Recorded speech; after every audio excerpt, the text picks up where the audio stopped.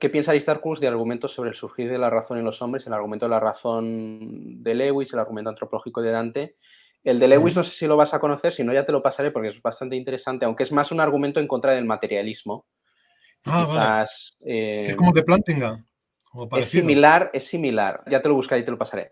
Pero, y te quería añadir el de Plantinga, si quieres comentar, porque el argumento de Plantinga, esto sí que lo hemos hablado varias veces y tal, no sé si quieres Sí, comentar un poco qué te parecen. el de Plantinga es muy interesante y de hecho yo siempre he visto que en caso de que fuera válido podría contribuir a reforzar el Calam precisamente, porque, a ver, yo creo que el de Plantinga, bueno, los pongo muy rápidamente, muy brevemente para quien no esté Y bueno, y familiarizado. quien quiera más, en el canal secundario ya tengo colgado, porque se lo expliqué en una entrevista de SMDAN y tal, tengo colgado el vídeo con ese clip explicando ese argumento. Entonces, pero bueno, dale. Vale, pues claro, exacto, el de Plantinga intenta plantear una especie de contradicción o de absurdo que se daría para cualquier persona que acepte el naturalismo, digamos, materialista, en el cual lo que existe es la materia y no hay cosas inmateriales, o sea, no hay mentes inmateriales o almas o Ujú. cosas, por ejemplo, los pensamientos como cosas inmateriales no existen, no son sustancias, ¿no? Solo hay la materia y eso sería incompatible con la idea de que somos fruto de la evolución por selección natural, porque, claro, la evolución por selección natural, lo único que, por decirlo brevemente y mal, lo único que tiene en cuenta es si el ente es apto para sobrevivir y reproducirse. Lo que no tiene en cuenta, por decirlo rápidamente, la evolución es lo que piense o lo que crea el ente. Eso da igual. Tú puedes estar creyendo tonterías, puedes tener concepciones sobre la realidad que sean absurdas y que no tengan nada que ver, o sea, que estés equivocado totalmente respecto a la realidad, pero mientras tu cuerpo se siga moviendo de manera en que ese cuerpo se mantenga vivo y además se reproduzca, pues mecánicamente encajarías en lo que, según la selección natural, deberías ser. Por lo tanto, no deberíamos Sobre esperar que... todo, Sí, sí, pero sobre todo bajo el materialismo que el contenido de nuestras creencias no tiene ningún efecto causal en el comportamiento, sino que todo lo que causa el comportamiento son los eventos neurofisiológicos que suceden en el cerebro, ¿no? Entonces, sí, sí, esa exactamente. es la idea. De hecho, bueno, eso cuando comentamos este argumento hablamos de la idea de un zombie vacío, o Sí, sea, ¿no? Un ser humano que fuera un zombie vacío de contenido mental, o sea, que realmente no esté viviendo una experiencia subjetiva mental con pensamientos y todo eso, sino que sea un cuerpo mecánico y que, pues, de forma mecánica, pues, hombre, si se quema con fuego, aparta la mano, si se acerca a un depredador, pues huye, pero todo eso sin ningún tipo de creencia respecto al mundo, sin ningún tipo de mm, experiencia mental ni de subjetiva, sino que su cuerpo reacciona a los estímulos mecánicamente. Eso ya sería suficiente para que el cuerpo sobreviva, incluso para que se reproduzca, porque el cuerpo pues iría hacia las hembras y copularía con las hembras, todo eso de forma mecánica y no haría falta contenido mental. Claro, entonces yo lo que pienso es, lo primero que pensaba sobre este argumento es, claro, esto empieza a suponer un problema si no eres eliminativista, aunque el eliminativismo es bastante problemático ya en sí mismo, mm. que el eliminativismo es esa postura según la cual pues, los pensamientos no son nada, ¿no? Las realidades mentales no existen en ningún sentido. Pero supongamos que concedemos que sí que hay tal cosa como los pensamientos o las realidades, porque claro, que si no, estamos un poco en la situación, no sé si era, ¿quién era el que decía esto? ¿Demócrito puede ser? El que decía, bueno, era para negar los sentidos, ¿no? Decía, Ujú. nos niegas, o sea, somos nosotros los que te damos la Exacto, información y nos sí. niegas, ¿no? Como, a ver, es mi mente la que me da la información del mundo y yo digo que el mundo existe, pero mi mente no. ¿No? Para mí, a mí siempre me ha chirriado, ¿eh? Como esto de negar que la mente sea algo. Entonces, lo que alguien podría decir, es una corriente materialista muy extendida, es que la mente lo que es un epifenómeno. Es decir, esto ya no es eliminativismo, sino que es epifenomenalismo, que es la idea de que, bueno, la mente es como un producto de ciertas configuraciones materiales, como un cerebro, pero que ese producto, esa cosa, no tiene poder causal.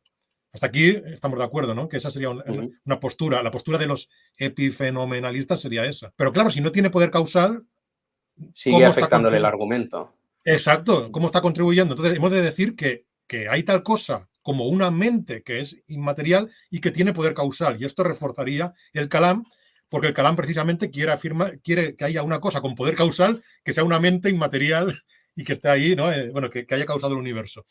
Y claro, yo he intentado abordarlo de diferentes... No lo había visto así, pero tienes razón. Claro, pues yo estoy intentando abordarlo de diversas maneras. Hay una cosa que me llevo planteando bastante tiempo, aunque a algunos les puede parecer absurda, pero yo voy contemplando muchas posibilidades. Y hay una que es esta de el panpsiquismo que planteaba Spinoza, por ejemplo. O sea, de conceder que efectivamente existe tal cosa como una realidad mental y que, en cierto modo, esa dimensión mental está en todas las cosas, aunque solo cuando se dan ciertas configuraciones materiales, esa dimensión mental es una mente pues, que tenga cierto nivel de conciencia. No sé si me explico. Sí. O sea, bueno, tú conoces esta postura, ¿no? De que todo tiene... Claro, no quiero decir, con esto no quiero decir, por ejemplo, que las piedras sientan o estén tristes. Sí, se entiende. Exacto, que esa dimensión mental está en toda la materia. Porque, claro, yo siempre he tenido muchos problemas con esto del problema mente-cerebro. Yo siempre admito que es muy problemático, porque yo siempre me pregunto, ¿cómo puede ser que cuando se da una configuración concreta de átomos, ahí surge una mente subjetiva, ¿no? Y eso para muchas personas es un problema.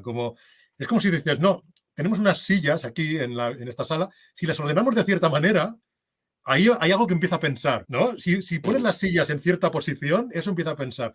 Y eso es lo que están diciendo algunos, como que rápidamente hacen la idea, te plantean la idea de que la mente emerge de ciertas configuraciones materiales. O sea, que si ciertas partículas las pones en un orden concreto, ahí ya tienes una mente que empieza a pensar y a sentir y todo eso. A ver, yo lo que planteo contra el argumento de Plantinga, por un lado, es que, bueno, para empezar, hemos de aclarar que no es un argumento que nos lleve al teísmo. Y esto yo creo que todos lo entendemos, que no nos llevaría al teísmo, sino que como mucho nos llevaría a aceptar que hay tal cosa como una sustancia inmaterial, que es lo que constituye esas cosas que son las mentes, y concederle que tiene poder causal. Es cierto que se podría usar a través del Kalam, pero bueno, yo tendría otros argumentos para rechazar que, no los expondré aquí, pero para rechazar que sea una mente inteligente la que creó el universo, ¿no?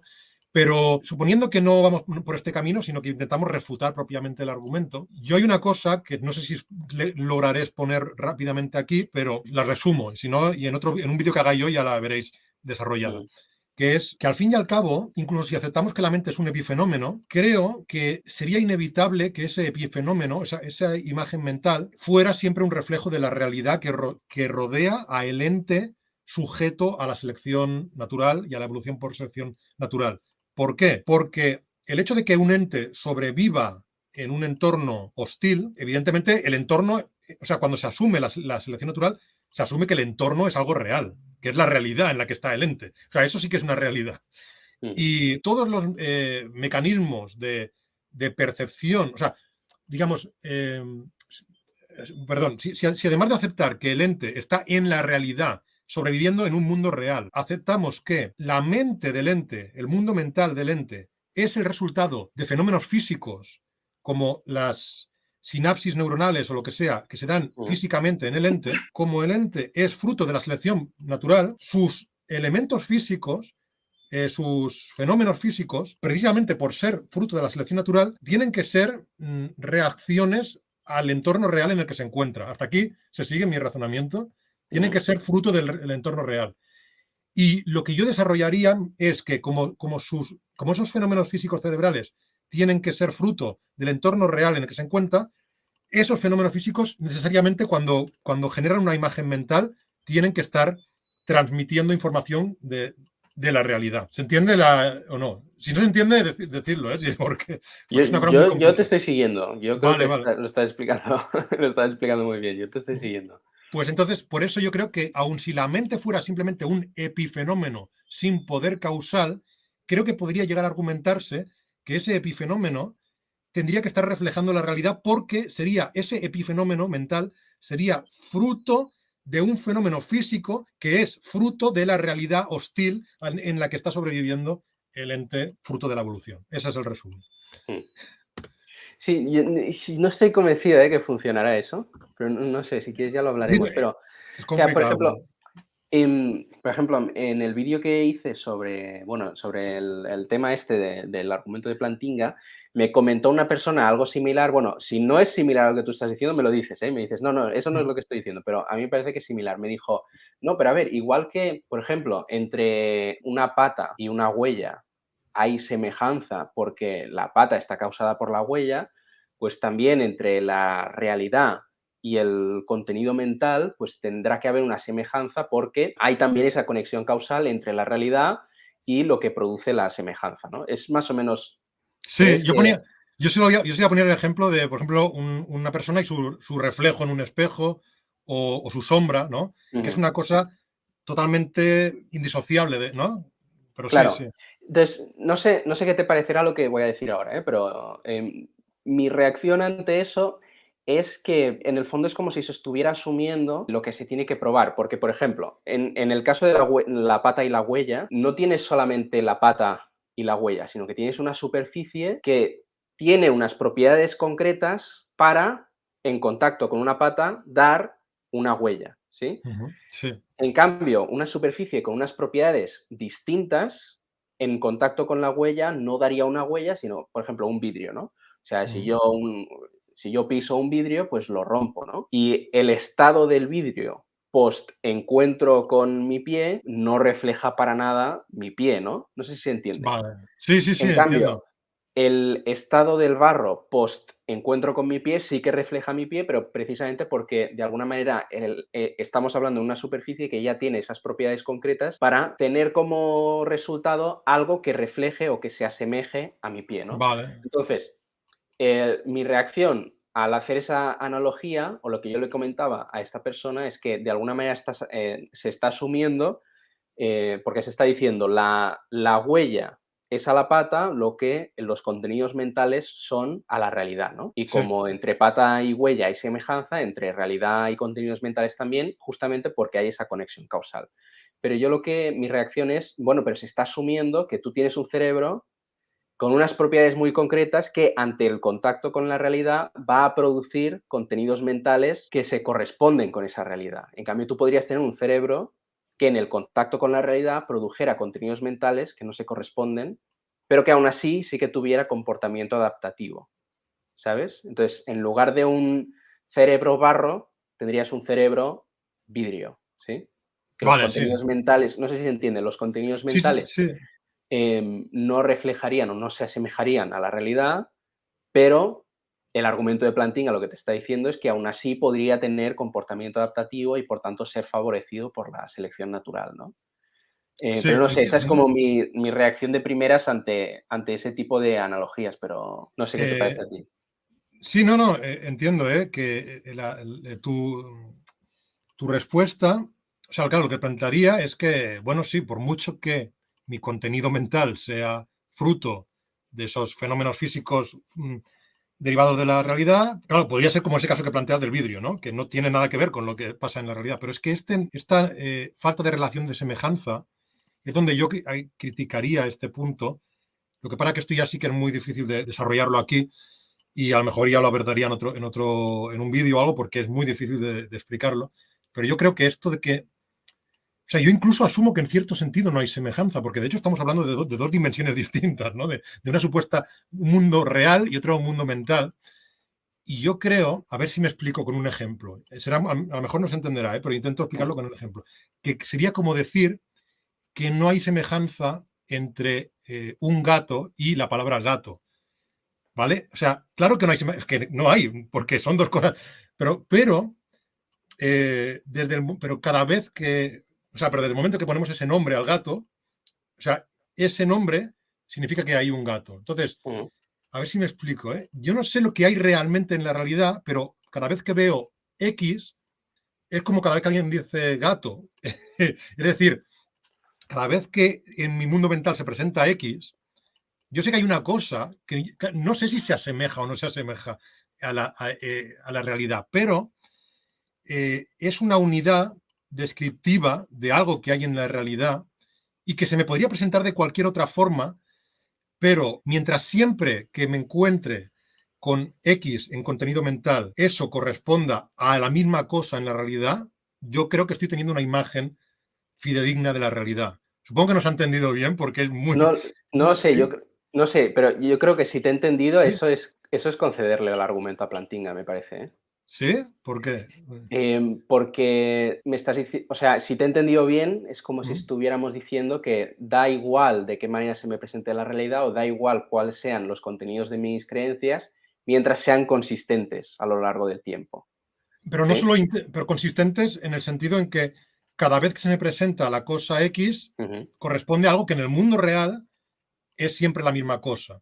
Yo creo que eso sí que eso se cumpliría. Esto, como Sí, eh, pero, o sea, por ejemplo, quieres decir, o sea, porque, mira, por... muy brevemente, Vale, vale, sí, perdona. porque la cosa X del mundo real, digamos que en mí genera el contenido mental Y, ¿vale? La cosa X del mundo Mm. real en mí genera el contenido mental Y. Yo diría que esto tiene que darse si soy fruto de la selección natural porque la cosa X en el mundo real siempre debería generar tal sinapsis neuronal o tal efecto en mi cuerpo que genere ese contenido mental. Porque esa reacción en mi cuerpo es la reacción para poder sobrevivir frente a ese elemento del mundo real. O sea que siempre hay una relación entre la cosa del mundo real y mi contenido mental correspondiente. Esa es la idea. Pero ¿Sí? yo diría dos cosas. Bueno, da igual, una no la digo. Vale. Pero, o sea, quieres decir, o sea, para ver si te estoy entendiendo bien, ¿eh? Pero quieres decir que, por ejemplo, a mí se me podría presentar un oso y mientras yo cada vez que se me presente un oso tenga la creencia, aquí hay un Uruk-hai, entonces ya está. Sí, O sea, en cierto modo sí. Lo que pasa que quizá cuando yo desarrolle el argumento explicaré que no puede ser a cosas tan complejas y plurales como todo, como un oso, sino que debería ser a unidades mínimas de información, como bits de información, que sean exactamente iguales, y no una cosa compleja, porque claro, entre un oso y un urujai, pues habría muchas diferencias que no estarían siendo trasladadas, o sea que habría un déficit de información, porque no sé, como el oso tiene cosas que no tiene el urujai, ¿no? Y el urujai tiene cosas que no tiene el oso, ya, pero, o pero sea, sí, la idea sería esa, más o menos, lo que tú has expuesto, ¿eh? no Que sé. siempre que mi contenido mental se corresponda a lo mismo fuera, en cierto modo mi contenido mental me está informando de la realidad de alguna manera. Esa es mi idea. Es como si hablamos de que me están hablando en un idioma o en otro. En todo Mm. caso, ya, tanto si digo dog, como si digo perro, como si digo gos, estoy hablando de lo mismo, pero es hablar en un idioma o en otro, pero siempre estoy hablando de una realidad y la estoy dando diferentes nombres. Esa es la idea. Sí. Sí, no sé, a mí me parece que es concederle el argumento, ¿eh? O sea, ya Puede lo ser, pensé, ¿eh? pero Puede ser. porque, o sea, incluso si tú siempre, o sea, dog, perro, etcétera, vale, pero si estamos hablando de un perro, pero si estamos hablando de un perro, pero en la realidad no hay un perro, ¿sabes? Sino que es simplemente una herramienta heurística de nuestro cerebro, y no sé hasta qué punto podemos decir que eso es tener facultades cognitivas Información de la realidad. fiables. Claro, bueno, información, sí, si quieres llamarle información, le puedes llamar información, pero no sería tener las facultades, o sea, no sería tener ese tipo de facultades cognitivas que nosotros creemos que tenemos cuando estamos haciendo filosofía, cuando estamos haciendo ciencia, por ejemplo, ¿no? Vale, de acuerdo. O que Sí, tengan esa fiabilidad. a ver, sí es cierto, Pero porque bueno, no además sé. aquí hay una parte más complicada que es además de introducir propiamente las intuiciones sensoriales, también tendríamos que incluir los mecanismos de inferencia de conclusiones, como ¿no? Pues un argumento con Ujú. premisas y todo eso, eso también es una cosa para obtener conocimiento y es una facultad cognitiva, ¿no? Estos mecanismos. Y eso ya admito que es más difícil de desarrollar. Y por eso yo concedo que el argumento de Plantinga está muy bien visto. No sé, bueno, ya digo que no nos lleva al teísmo y además siempre he pensado que el teísmo, sobre todo por ese argumento que conocen, ¿no? El de la mentira divina, pues Ujú. incluso desde ciertas concepciones del teísmo podrían cuestionarse que siendo verdadero el teísmo, Sí. nuestras facultades cognitivas Pero tengamos que asumir que son verdaderas, ¿no? esto es muy curioso, pero esto Plantinga lo reconoce en una nota a pie de página. Ahora no sé en qué libro, Ah, sí. pero lo reconoce porque alguien le había hecho esta objeción y él dice, bueno, Es eso un podrá ser tucuoque, ¿no? con... Sí, bueno, aparte de que es un tucuoque, pero eso podrá ser, dice de Plantinga, con un teísmo que sea simplemente teísmo y ya está, pero lo que él plantea es que para el teísta cristiano, específicamente cristiano, no le supone ningún problema, ¿no? Porque ya en el teísmo cristiano ya está incluida toda esa idea de que Dios nos crea a su imagen y semejanza, etcétera, etcétera, etcétera. Pero lo curioso es que Plantinga te concede ese punto. Y luego te quería hablar de Nagel, Thomas Nagel. Es un ateo que acepta el argumento de Plantinga y entonces lo intenta resolver de otra manera, pero él básicamente lo que dice es que es un poco lo que dije yo en el vídeo con ese Madani. Dije, a ver, yo si fuera naturalista, lo que haría sería abandonar el materialismo, porque a mí no me parece que haya manera de resolver el argumento con el materialismo en el sentido en el que está entendido en el vídeo, ¿no? Y Nagel, por ejemplo, lo que plantea es lo mismo, abandonar el materialismo, abandonar el mecanicismo y volver a una especie de, es muy interesante, una especie de concepción aristotélica de la naturaleza en la que no solamente hay leyes físicas o físicas y químicas, sino que también hay leyes teleológicas que de alguna manera otorgan mayor probabilidad a ciertos resultados que a otros. Entonces, a lo mejor sin estas leyes teleológicas sería igual de probable que nuestras facultades cognitivas no fueran fiables, pero como hay estas leyes teleológicas que le otorgan más probabilidad a lo que tiene más valor, entonces es más probable que en ese desenvolvimiento del universo que él le llama, pues acaben saliendo seres que sí que tengan capacidades cognitivas fiables y que puedan como actualizar o entender la inteligibilidad del universo, ¿no? Entonces, es súper interesante. Yo tengo mis dudas de hasta qué punto eso no es como estar a la puerta del teísmo y simplemente negarse a entrar, ¿no? pero es muy interesante. Es por donde yo iría si fuera naturalista. Pero bueno, no sé. Si quieres ya volveremos a hablar de Sí, este tema tenemos que tocarlo algún día, sí. Sí, porque a mí me gusta mucho el argumento. Yo lo que nos acaban de decir, ¿pueden repetir el argumento sobre el que debaten? No, la verdad es que no. No, lo vamos a dejar aquí, lo siento. Pero lo podéis ver, ¿no? Bueno, si quieres. Lo podéis ver, sí. Si esto lo subo luego a YouTube, lo pondré por aquí en alguna parte, en la pantalla final.